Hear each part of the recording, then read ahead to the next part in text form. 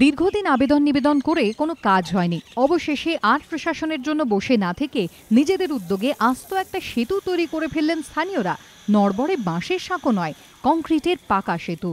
জায়গাটা নদিয়ার নাকাশিপাড়া ব্লকের বিলকুমারীর কলোনিপাড়া। এর মধ্যে দিয়েই বয়ে গিয়েছে প্রায় ৮০ ফুট চওড়া খানা খাল। খালের এক পারে বিলকুমারী, অন্য পারে সুখিহারি।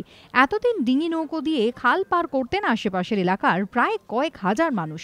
বর্ষার সময় পারাপারে অসুবিধা বাড়ে। ডিঙি না চললে প্রায় ২০ কিলোমিটার ঘুরে আসতে হতো। এর জন্যই খালের উপর সেতু তৈরির দাবি দীর্ঘদিনের। কিন্তু অভিযোগ, প্রশাসনের বিভিন্ন স্তরে বারবার জানিয়েও কোনো লাভ হয়নি। ফলে স্থানীয়রা নিজেরাই সেতু তৈরির পরিকল্পনা নেন, টাকা তুলে শুরু করে দেন সেতু নির্মাণ, যা ইতিমধ্যেই প্রায় শেষ পর্যায়ে। বাচ্চা ছেলেদের লেখাপড়া বা এটা প্রচলিত রাস্তা, এই রাস্তার জন্য অনেকেই দুর্ভোগে ভুগে। তার জন্য এবার গ্রামে মিটিং বসে গ্রামবাসীরা মিটিং করে এই ব্রিজটা যাতে হয়, এই একটা উদ্যোগ নেওয়া হয়েছে। অঞ্চলে গেলেও আমাদের সাঁতরিয়ে যেতে হয়, বাজারে গেলেও এরকম ডিঙি পার হয়ে যেতে হয়, ঝড় বৃষ্টি মাথায় করে আমাদের যেতে হয়। এরকম কষ্ট করে যেতে যেতে আমাদের একটা 14 বছরের একটা ভাগ্নিও মারা গেছে।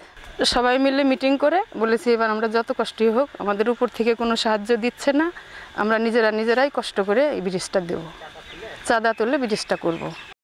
স্থানীয় সূত্রে খবর, সেতু তৈরির জন্য বাজেট তৈরি হয়েছিল ১৫ লক্ষ টাকা। ইতিমধ্যেই ব্যয় হয়েছে ৯ লক্ষ টাকা। এই পরিস্থিতিতে কাজ শেষ করতে প্রশাসনের সাহায্য চাইছেন স্থানীয়রা। এখনও এই ব্রিজটা শেষ করতে অনেক টাকা পয়সা লাগবে। যেসব দোকান থেকে আমরা ম্যাটেরিয়াল এনেছি তাদের পেমেন্ট বাকি আছে। সরকারের কাছে আপনাদের মাধ্যমে আবেদন জানাবো যে এইটা যাতে ব্রিজটা যাতে স্থায়ীভাবে রক্ষণাবেক্ষণ করা যায়। নিজেদের ব্যর্থতার কথা স্বীকার করে নিয়ে নজরদারির আশ্বাস দিয়েছেন বিডিও।